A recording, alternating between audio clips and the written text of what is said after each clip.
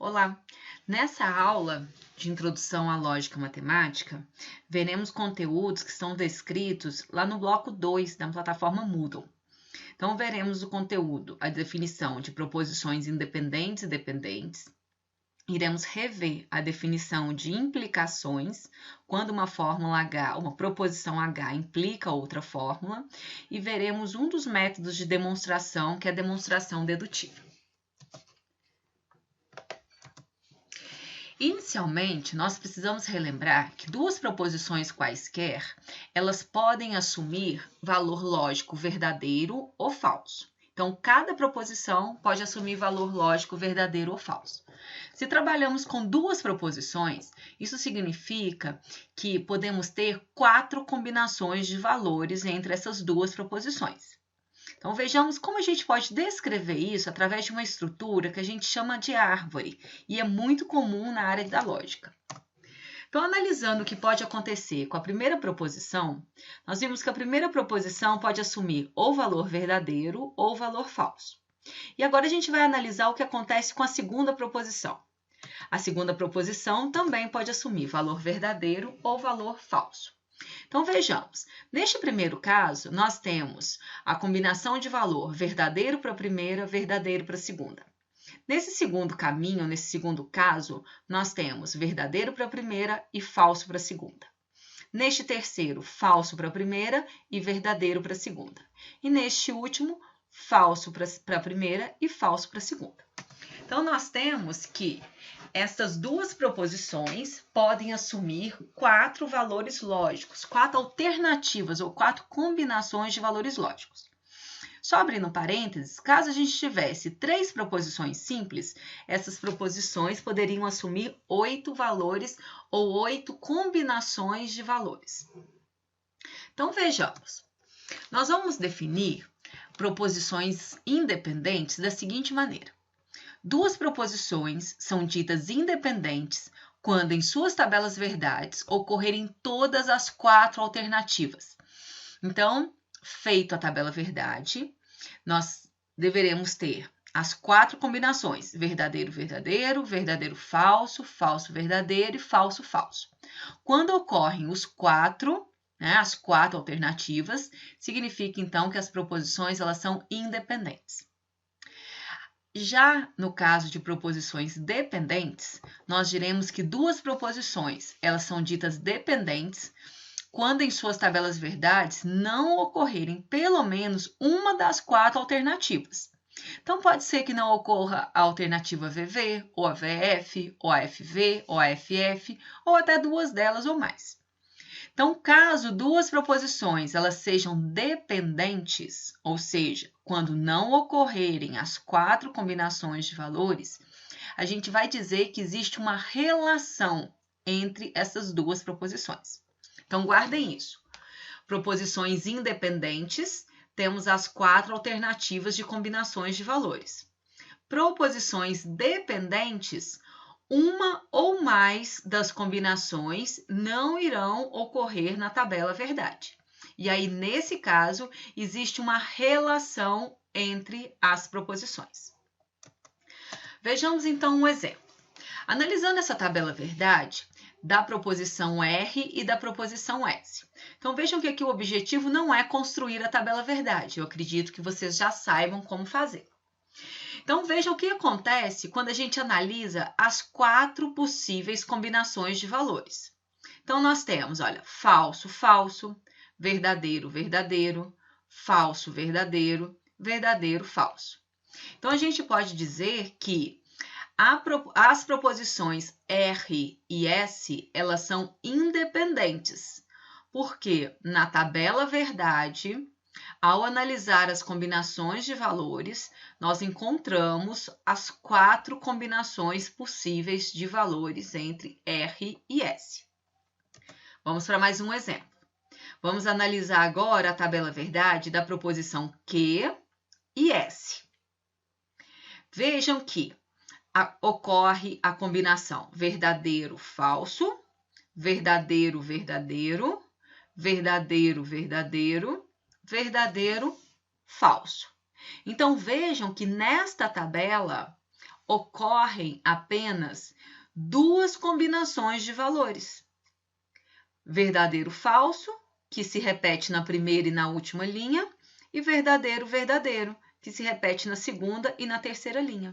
Então, nesse caso, quando a gente analisa as alternativas, nós chegamos à conclusão de que a proposição Q e S, elas são dependentes, certo? Faltam aqui duas combinações de valores. Então, se elas são dependentes, significa que existe uma relação entre Q e S. E agora a gente vai aprender quais são essas duas relações que podem acontecer. Em relação a isso, nós temos a ocorrência de relação simples e relação composta. Então, vejam que isso só vai acontecer se a gente tiver as duas proposições dependentes. Então, relação simples. A gente diz que a relação simples é uma relação entre proposições em que não ocorre exatamente uma das alternativas. Então, vejam que quando não ocorre apenas uma das alternativas, a gente diz que as proposições elas são dependentes e existe uma relação simples. Relação composta é uma relação em que não ocorrem exatamente duas das alternativas. Então, no exemplo anterior, nós temos aqui uma relação composta entre Q e S, porque não ocorre a combinação falso-falso nem falso-verdadeiro. Justamente, olha, o exemplo que nós acabamos de ver. No caso de Q e S, são proposições dependentes, porque não ocorrem as quatro combinações de valores possíveis. E, além disso, existe uma relação composta, porque não ocorre exatamente duas das alternativas. Então, dito isso, nós podemos relembrar a definição de implicação lógica. Só que agora, trazendo para o contexto de relação, tá? Que a gente acabou de ver. Então, nós dizemos que uma proposição P implica logicamente uma proposição Q, e a gente representa por, né, essa notação P implica Q, quando, né? Quando em sua tabela verdade não ocorre a combinação de valor verdadeiro e falso nessa ordem. Tá? Então, veja, a gente não pode ter a primeira proposição assumindo o valor verdadeiro e a segunda proposição assumindo o valor falso. Ou, de forma equivalente, a gente pode dizer, e essa definição a gente já conhece, de que a proposição P implica a proposição Q quando Q é verdadeira todas as vezes que P também for verdadeira. Nós também já vimos o teorema da implicação. O teorema da implicação diz o seguinte, que a proposição P implica a proposição Q se e somente se a condicional formada com P no antecedente e Q no consequente for uma tautologia, ou seja, assumir apenas valores lógicos verdadeiros. Então, isso a gente conhece. Aí, com base nesse teorema, nós temos agora um corolário, né? Que é uma afirmação derivada deste teorema.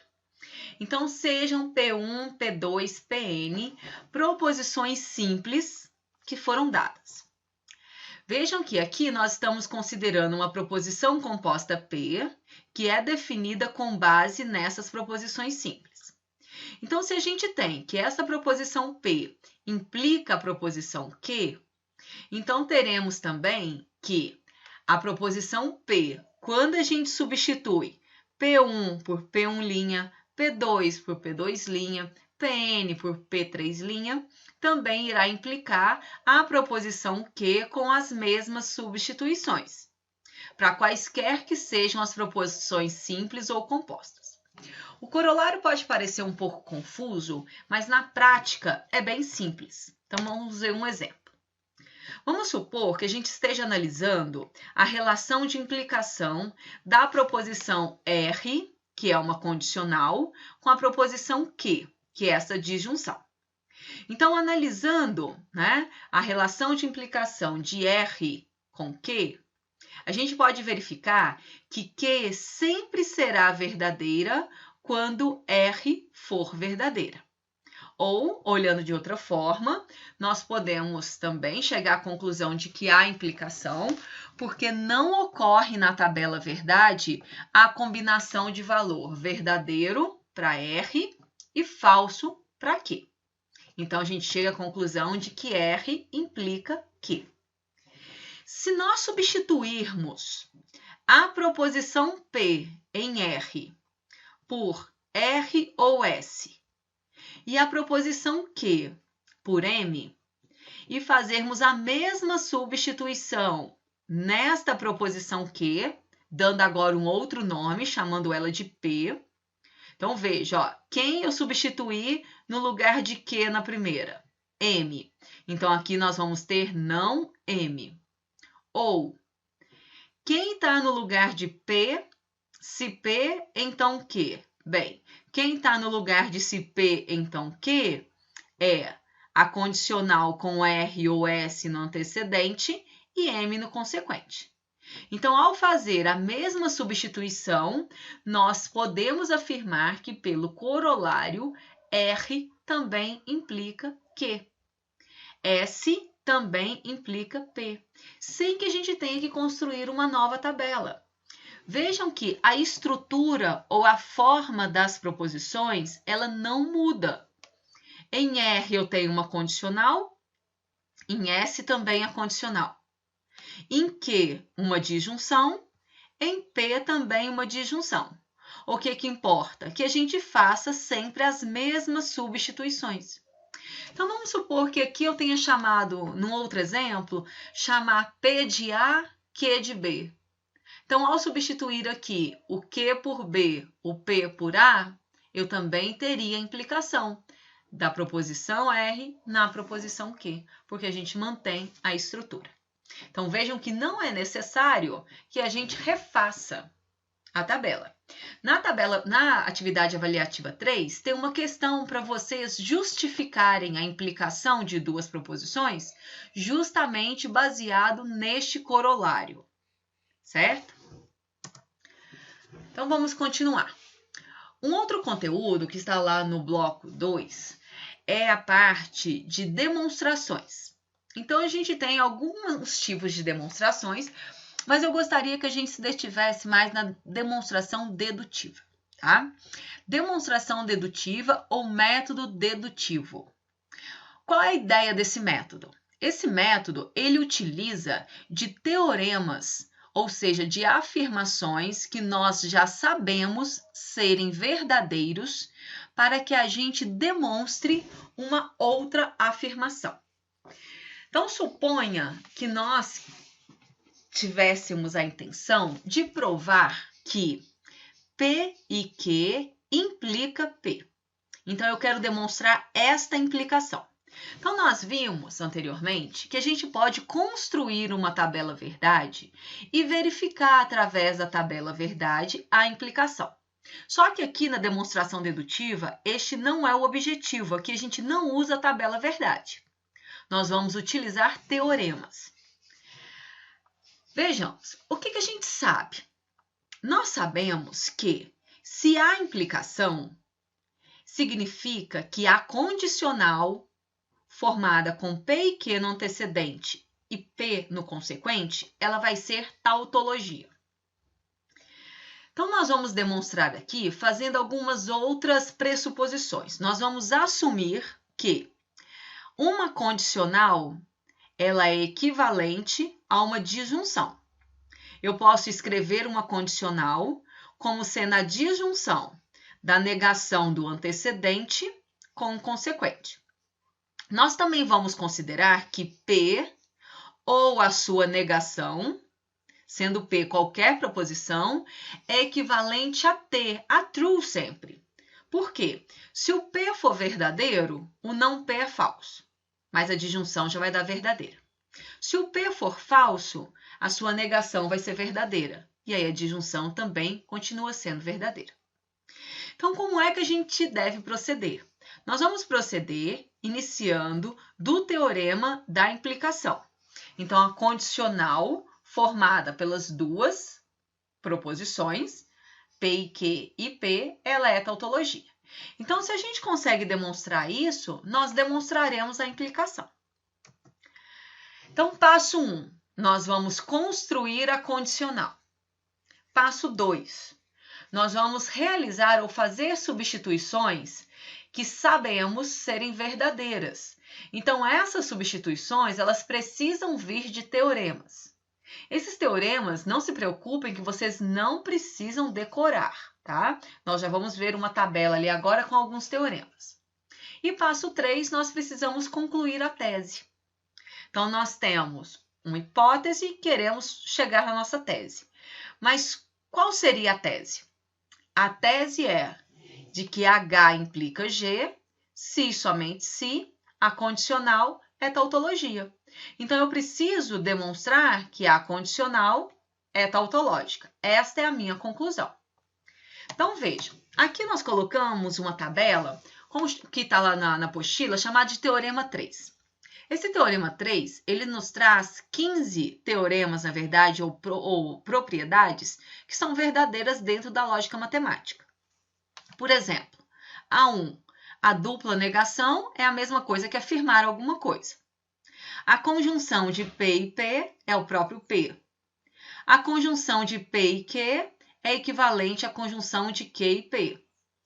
Se tivermos uma conjunção de 3 proposições, nós podemos associá-las dentro de parênteses da forma como for mais conveniente. Eu posso trabalhar movendo esse parênteses.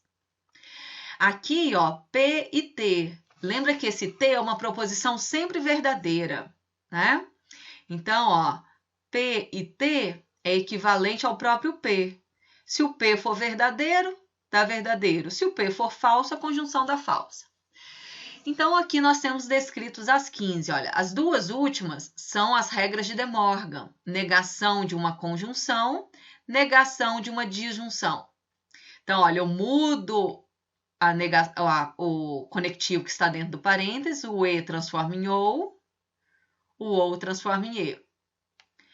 Na 13 e na 12, nós temos a propriedade da absorção, que é uma simplificação, olha. Na 11 e na 10, nós temos a distributiva, igual acontece na matemática, quando a gente distribui o produto dentro de uma soma. Então, olha, teremos aqui P e Q ou P e R. Então, vamos lá. Primeiro passo anterior que eu descrevi para vocês, construir a condicional. Então, nós vamos, olha, construir a condicional. Nós vamos fazer o que aqui agora? Escrever a forma da condicional na sua forma equivalente, como a disjunção da negação do antecedente com o consequente. Então, vejam, negação do antecedente todo, de P e Q. Então, negação de tudo que está dentro do parênteses ou P. Aí, nós vamos olhar nessa tabela que quando a gente tem a negação de fora do parênteses, nós temos que aplicar a regra de De Morgan. Então, estamos negando uma conjunção. Então, isso é equivalente a não P, aí a negação do E vira OU, a negação do Q vira não Q. Aplicamos De Morgan. Vejam agora o que a gente vai fazer. Ó. Temos a disjunção de 3 proposições, então eu vou associá-las. Vou associar o não P com o P. Trouxe o P para próximo do não P. Coloquei entre parênteses. Estou aqui ó, na propriedade 8, a associativa. Aí, o que nós temos? Olha, não P ou P é true. É sempre verdadeiro. É T. Lembra que nós definimos ali anteriormente que T seria uma proposição que só assume valor verdadeiro. Guardem isso, gente. Sempre a disjunção de uma proposição com a sua negação é verdadeira. Teremos, então, aqui na penúltima linha, ó, verdadeiro ou que. Verdadeiro ou que, nós estamos aqui, então, na propriedade 9 do teorema. A disjunção na qual um dos termos é verdadeiro já resulta em interpretação verdadeira. ou valor lógico verdadeiro. Então, vejam que nós partimos da condicional para chegar à conclusão de que esta condicional é equivalente a um valor lógico verdadeiro. Isso significa, então, que a condicional é uma tautologia, ok? Eu vou deixar disponível lá na plataforma alguns outros exemplos de método dedutivo. O que vocês vão fazer agora? Na plataforma já está disponível lá para vocês a terceira atividade avaliativa. A data de entrega dela é 11/5, tá? Essa terceira atividade avaliativa, ela engloba conceitos do bloco 2.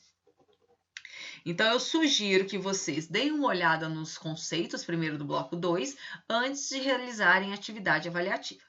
E só lembrando, a nossa primeira avaliação presencial, agora do mês de março, ela engloba os conceitos, né? O conteúdo do bloco 1 e do bloco 2. Então, por hoje é só e a gente fica por aqui.